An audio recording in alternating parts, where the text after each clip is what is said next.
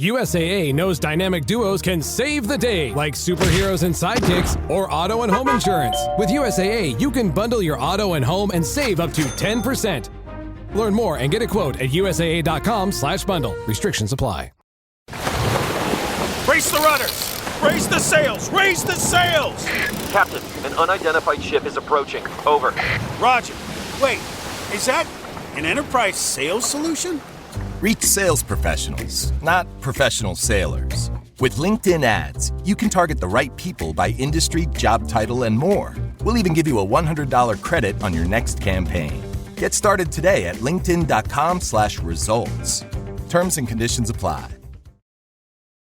The More Money Show with Steve Moore. Entertaining and informative on the Red Apple Podcast Network.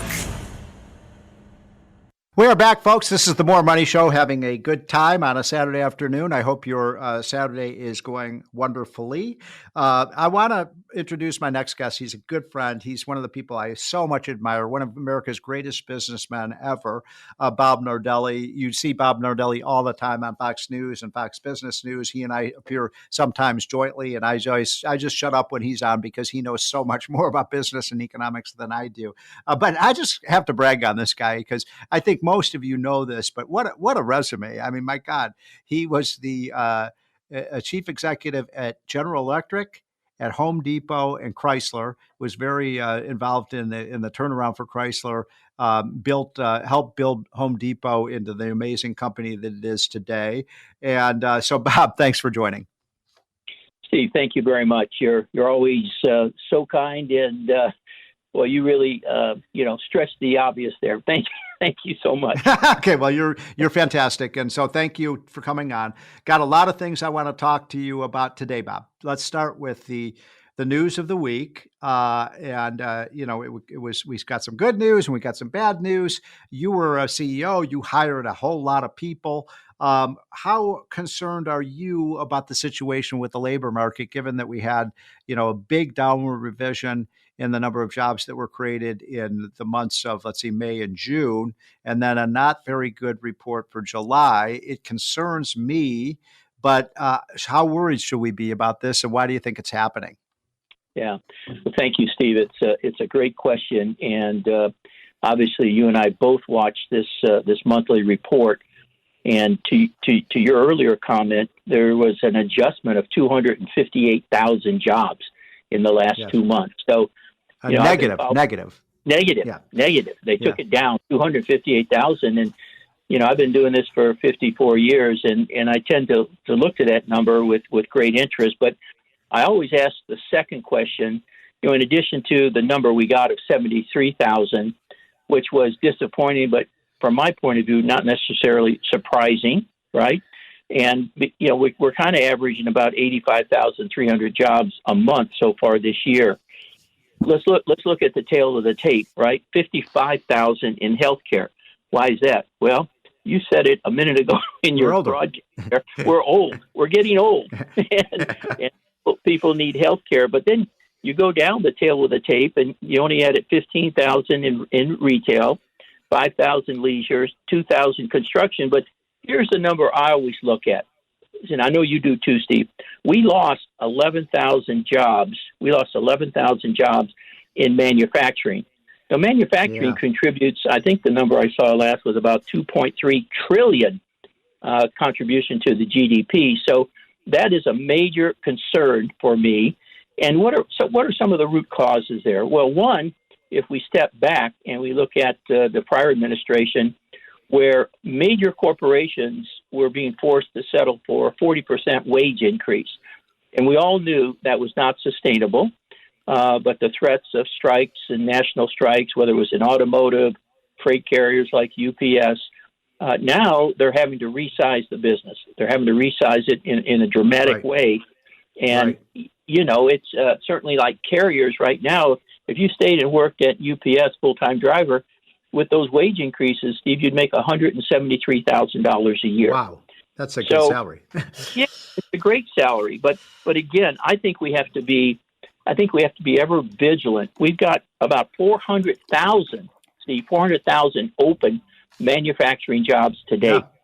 And if you just, again, I keep track of these announcements and all these high tech companies that are laying people off with the notion they're now going to bring them into AI. There's a gap between the layoff and the onboarding. So I'm very concerned about the labor market. Now, wages are up, obviously, because of all these wage increases and settlements we have. But I'm truly worried about the labor market here in the U.S. It's further challenged. This president is doing an amazing job, trillions of dollars being committed to, shovel-ready projects, big factories. Mm-hmm. One of the largest aluminum rolling companies is putting $4 billion into a new plant in Alabama. Wow. Did you say $4 billion? $4 billion. Wow. This is the largest manufacturing plant in Alabama's history, largest aluminum rolling recycling plant in the last 40 years. And what's the name of that company? It's Novelis, and it's headquartered here in Atlanta. It's going to result in 1,000 full-time jobs, 3,000 contractors involved in it now, Steve. So it's I'm encouraged by those types of things. It's not shovel ready; it's shovel in the ground kind of a project, right? You and I talked about this. So I just think there's a mix going on here. We're kind of out of balance. We got open jobs. The one number that we should be thinking about is there's 12,000 government jobs lost, reported. Yes. Now, am I right that, this severance package for the government starts to kick in August and September? So we should definitely see another reduction in government jobs, which is a good thing because, you know this living there, right? Yeah, August. Right. I don't know how I get a full month vacation. So, well, there's a lot there to chew on, Bob. So let me parse that out a little bit. These are great comments. Sure. First of all, you said that there are how many manufacturing jobs open? The last number I checked, Steve, was like 400,000. 400,000. That's what I thought you said. Okay. So answer this question, because you were, when you were at Home Depot, you were a major, major employer. So what's going on there? Because, people say they want the manufacturing jobs. There are a lot, when I talk to blue collar workers, they say, the jobs are going away, and yet there's 400,000. Now, I suspect, and correct me if I'm wrong about this, that there's a mismatch between the skills the workers have and the needs that the employers have. But what's going on there? Yeah, there's no question. I was in the 2000s. We had 350,000 associates at Home Depot in about 2,000 stores in the United States. So it was. We would, for every new store. You must have been one of the biggest employers in the country. Well, we were quite large, and we were opening a new store every 24 to 48 hours, and that would take between 100 to 125 associates per store. So. Yeah, it was. We benefited a lot, Steve. We were the first ones to really go after the military post Afghanistan, and we hired 35,000 veterans. We had 500 junior military officers. Yep. We did the first 10% discount for veterans. So, we really tried to attract, motivate, and retain the highest performing workforce we could get. And I think you're spot on. I mean, there is a mismatch between the open jobs and the talent base. I mean, you aren't going to take a senior programmer and put him on a retail floor unless he's desperate. The other fact, Steve, you and I both know is the people who are looking for a job over 6 months is increasing every month, right? So the time out of the workforce is becoming greater and therefore more discouraging to people looking for a job. So that's another big concern, Steve, I would put on the table. When you're having a baby, there's a lot on your mind. At Northwell's Staten Island University Hospital, you can rest easy with our reimagined labor and delivery experience. Our new Grapuso Women and Newborn Center provides private suites, overnight accommodations for a loved one, and a top-level NICU, all powered by the team that cares for the most moms and babies in New York. It's care made for Staten Island and made for you. Visit northwell.edu/newbaby. Staten Island University Hospital. Raise health. The McDonald's Snack Wrap is back. You brought it back. Ranch Snack Wrap. Spicy Snack Wrap. You broke the internet. For a snack. Snack Wrap is back. Ba-da-ba-ba-ba. This episode is sponsored by Friskies, who would like to tell your cats hi. Now, if that didn't get your cat's attention, there's one thing that always does the trick. Just pour some Friskies crunchy food in the bowl and you'll hear those paws come running. Works every time. With so many Friskies choices, you can always bring your cats running from their secret napping spots. There's always more to explore. See for yourself at friskies.com or visit your local store. My cat Freddie loves to be brushed and cuddled. But stirring up his cat allergens meant sneezing and itchy eyes. Then I found Purina One Live Clear. It's cat food that reduced the major allergen and my suffering in as little as 21 days. Now, we feel closer than ever. If you have issues with cat allergens, you really need to try Purina One Live Clear. Try new Purina One Live Clear today. Purina One, a difference from day one. One of the people who, was a mutual friend of both of ours and one of the great Americans of all time was, of course, the great Bernie Marcus. And Bernie used to say before he passed, I think about a year ago, that, and he, for those of you who don't know Bernie Marcus, he was, of course, one of the founders of Home Depot. And he once said to me, and I think he said this on TV shows as well, he said, this was back about, 5 or 6 years ago. He said, the regulations are so onerous right now. He said, if those regulations had been in place, 30 or 40 years ago, he said we would not have been able to start Home Depot. And so my point of bringing that up is that the deregulation that Trump is doing should really help businesses grow. There's absolutely no question about it. His first term, where it was, if you add one, you got to take three away or something like that. You were right at that time. God bless you for that. Uh-huh. And now he's back at it again. But, I was running GE Power Systems. It was about a $40 billion business. And for me to compete with ABB and Siemens, I never had offshoring. I never said I wanted to go offshore. I just had to be globally competitive. So my strategy was, where do I have to go to offset the tax burden, the EPA burden I've got to compete globally? Because we were about in every country around the world. You can imagine we built the last two nuclear plants in Taiwan, 3,500 megawatts each. So, it's getting rid of regulations, cutting the red tape. I mean, just look at the poor families that are displaced in California. And President Trump was out there and challenged the mayor to try to get these permits, and they're still bogged down. They lost millions of dollars for the fund. I mean, it's just crazy what goes on out there, Steve. You know that. You and I talked about it. So one other issue I wanted to bring up with you, Bob, I'm talking to the great Bob Nardelli, who was CEO at Home Depot and Chrysler and GE. And I guess you worked for Jack Welch, didn't you? I was blessed. I was blessed and fortunate. I'd say so. For about 30 years. And, I can't say enough about Jack, both personally as a friend and professionally as a real partner. So it was a great experience, Steve. I also want to just talk for a moment, if I can, about this our big beautiful bill here that passed, because a lot of what's in there gets right at the heart of regulation, right? So for businesses, particularly middle market businesses, it would have killed these lifestyle businesses, these family-founded businesses, if we didn't get that tax extension. Number one. Yes. Number two, what they did about being able to write off CapEx, what they've been able to do about expenditures. I mean, you just go down the list. If you look at the inheritance tax, if you look at the lifetime giving tax, I mean, it is just a plethora of positive actions that's going to help the individual and help the businesses in this country. So hats off to you and all of your colleagues for working that through with the president. So thank you very much for saying that. I couldn't agree more. I think it is a fantastic bill. And that was something I wanted to ask you about, is shifting away from the tax bill then to the tariffs.